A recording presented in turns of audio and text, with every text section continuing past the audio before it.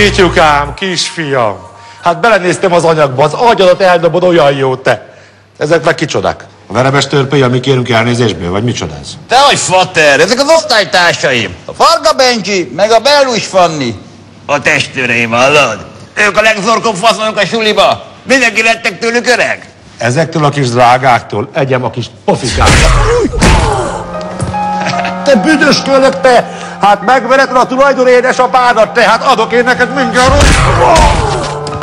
Én szóltam, nem? Hát azt a széllobál a pofám. Ez már kezd egy kicsikét unalmas lenni, jaj! Na menjünk, a többiek már úgyis várnak. Hát szeretettel köszöntjük elnök urat az első adás elfogadáson. Az új műsorokat természetesen elnök úr ötletei alapján állítottuk össze, melyeket igazgató úr pillanatokon belül prezentálni fog önöknek. Ha esetleg bárkinek valami kérdés Most, lenne... ha már itt tartunk, nekem lenne egy-két hozzáfűzni valóm.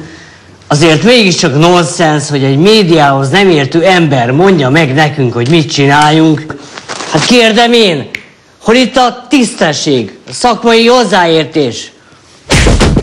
Na, most, hogy ezekre a roppant fontos kérdésekre választ kapott, akár mehetünk is tovább, ugyebár? Igen, hogyne. Igazgató úr, akkor át is adnám a szót. Köszönöm.